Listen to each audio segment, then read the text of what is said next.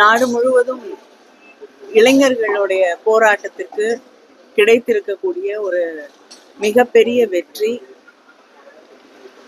ஒன்றிய அரசாங்கம் பொறுப்பேற்றுக் கொள்ள வேண்டும்.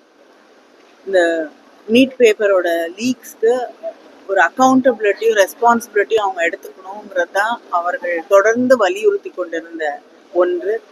யாருமே பிஜேபி அரசை, ஒன்றிய அரசை எதிர்த்து கேள்வி கேட்டு அந்த களத்திலே நிற்க முடியாது என்று தொடர்ந்து ஒரு பொய்யை பரப்பிக் கொண்டிருக்கக்கூடிய சூழலிலே இந்தியாவில் இருக்கக்கூடிய இளைய தலைமுறையினர், இளைஞர்கள் நாடு முழுவதும் ஒரு போராட்டத்தை கையிலே எடுத்து ஒன்றிய அரசாங்கத்தை எதிர்த்து வெற்றி பெற்றிருக்கிறார்கள்.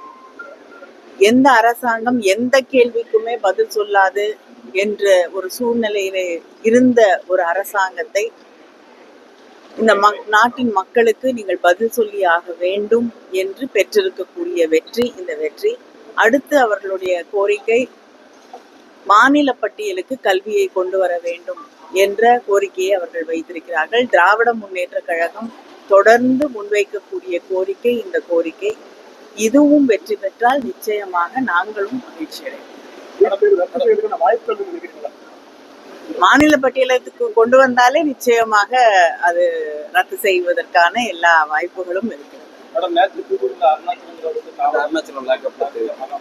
இல்லைங்க, அவங்க குடும்பத்தை தான் சந்திப்பதற்காக நான் இங்க வந்திருக்கேன்.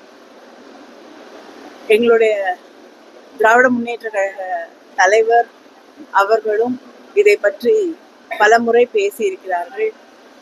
முதலமைச்சர் இந்த காவல் நிலைய கொலைகளை பற்றி வாய் திறப்பதே கிடையாது அப்படின்னு ஒரு குற்றச்சாட்டை எங்களுடைய தலைவர் அவர்கள் நேற்று முன்வைத்திருக்கிறார்கள். தொடர்ந்து காவல்துறை அவர்கள் கைது செய்யக்கூடியவர்கள் மீது கட்டவிழ்த்து வன்முறை, அதை தாண்டி எதிர்கட்சிகளில் இருக்கக்கூடியவர்களை அச்சுறுத்துவதற்காக தொடர்ந்து காவல்துறையை பயன்படுத்துவது, வழக்குகளை பயன்படுத்துவது.